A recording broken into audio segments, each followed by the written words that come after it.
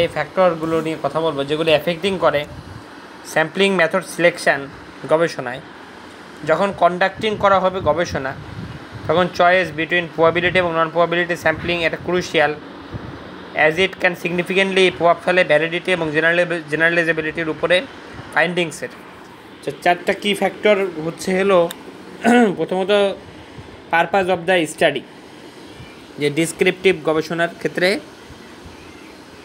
যদি লক্ষ্য হয় যে ডিসক্রাইব করা ক্যারেক্টারিস্টিক্স একটা পপুলেশনের, প্রবাবিলিটি স্যাম্পলিং অফটেন প্রিফার্ড করে যে এটা এনশিওর করে একটা রিপ্রেজেন্টেটিভ স্যাম্পলকে। এক্সপ্লোরেটরি রিসার্চ, যেখানে লক্ষ্য থাকে জেনারেট করা হাইপোথিসিস, অনুমান অথবা একটা ইনসাইটস পাওয়া। নন প্রবাবিলিটি স্যাম্পলিং বেশি কার্যকর, বিশেষত কনভেনিয়েন্স অথবা পারপাসিভ স্যাম্পলিং এটা ব্যবহার করা যায় রিক্রুট করতে পার্টিসিপেন্টকে সাথে একটা স্পেসিফিক ক্যারেক্টারিস্টিক্সের সাথে। আর আছে ক্যাজুয়াল রিসার্চ, যদি অবজেক্টিভ হয় যে এস্টাবলিশ করা একটা কজ অ্যান্ড ইফেক্ট সম্পর্ক। প্রবাবিলিটি স্যাম্পলিং সাধারণত বেশি ডিজায়ারেবল, যেহেতু এটা অনুমোদন দেয় স্ট্রঙ্গার ইনফারেন্সেস পপুলেশন সম্পর্কে।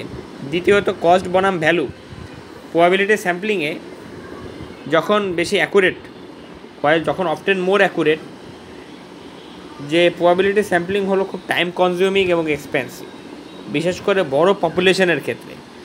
আর নন প্রবাবিলিটি স্যাম্পলিং যে এই মেথডটা খুব কস্ট এফেক্টিভ এবং সময় বাঁচাতে পারে, কিন্তু এটা কম্প্রোমাইজ করে রিপ্রেজেন্টেটিভ স্যাম্পলের ক্ষেত্রে। এই সিদ্ধান্ত নির্ভর করে যে ব্যালেন্সের উপরে বিটুইন কস্ট এবং পটেনশিয়াল ভ্যালু, যে ইনফরমেশনগুলো পাওয়া যাচ্ছে তার উপরে। তৃতীয়ত হলো সময়ের সীমাবদ্ধতা। প্রবাবিলিটি স্যাম্পলিং সংগ্রহ করে একটা রিপ্রেজেন্টেটিভ স্যাম্পল প্রবাবিলিটি মেথডের মাধ্যমে।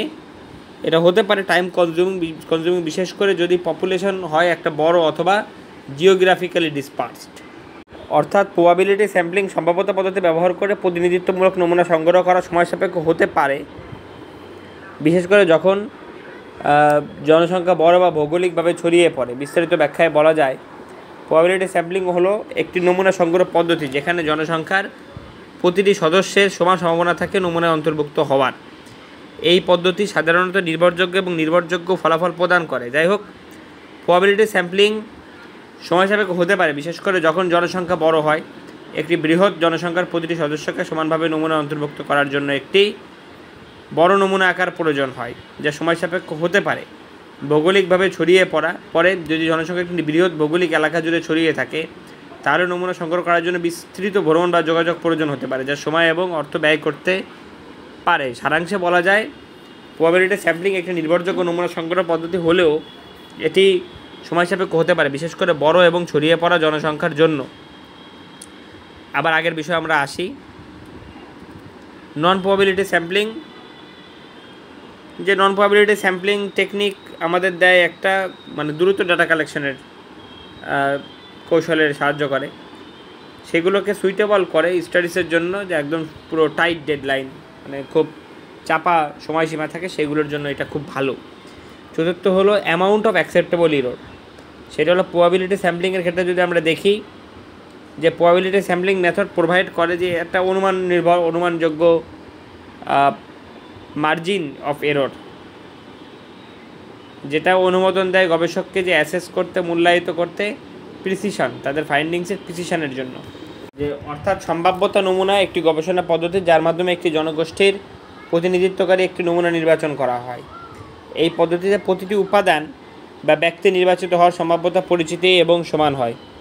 সম্ভাব্যতা নমুনা এর একটি গুরুত্বপূর্ণ বৈশিষ্ট্য হলো এটি গবেষকদের নমুনা নির্ভরযোগ্যতা এবং তথ্যের নির্ভরতা মূল্যায়ন করার সুযোগ দেয়।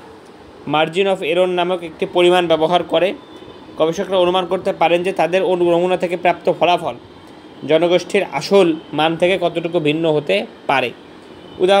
ধরুন আপনি একটি শহরের সকল বাসিন্দাদের গড় বয়স জানতে চান। আপনি সম্ভাব্যতা নমুনা ব্যবহার করে 1000 জন বাসিন্দা নির্বাচন করেন। আপনার নমুনার গড় বয়স 35 বছর। আপনি মার্জিন অফ এরর 2 বছর হলে আপনি বলতে পারেন যে শহরের সকল বাসিন্দাদের গড় বয়স 33 থেকে 37 এর মধ্যে থাকবে 95% সম্ভাবনায়। সম্ভাব্যতা নমুনা গবেষকদের তাদের ফলাফলের নির্ভরযোগ্যতা সম্পর্কে আরও নিশ্চিত হতে সাহায্য করে এবং জনগোষ্ঠীর বৈশিষ্ট্য সম্পর্কে আরও সঠিক ধারণা প্রদান করে। আবার আগের বিষয়ে আসি, যে নন প্রবাবিলিটি স্যাম্পলিংয়ে যে এটা খুব ডিফিকাল্ট যে কোয়ান্টিফাই করা যে মার্জিন অফ এরর এবং নন প্রবাবিলিটি স্যাম্পলে, যেটা আসলে সীমাবদ্ধ করে জেনারেলাইজেবিলিটি, ফলাফলের জেনারেলাইজেবিলিটিকে। যে এই চয়েস বিটুইন প্রবাবিলিটি এবং নন প্রবাবিলিটি স্যাম্পলিংয়ের নির্ভর করে অ্যাকুরেসির মাত্রার ওপরে, যেটা প্রয়োজন পড়ে গবেষণায়। যে পরিসংখ্যানে সবশেষে বলা যায় যে সিলেকশন অফ স্যাম্পলিং মেথড এটা উচিত যে বেস করে যে কেয়ারফুল এভালুয়েশন, যে এই 4টা ফ্যাক্টর, এই কনসিডারিং করে purpose of the study, cost benefit analysis, time constraints এবং ডেজার্ট লেভেল অফ অ্যাকুরেসি, গবেষকরা পারেন যে একটা ইনফর্ম ডিসিশন দিতে যে বেশি অ্যাপ্রোপ্রিয়েট স্যাম্পলিং অ্যাপ্রোচ সম্পর্কে, যেটা অ্যাচিভ করবে গবেষণার যে অবজেক্টিভস, উদ্দেশ্যকে।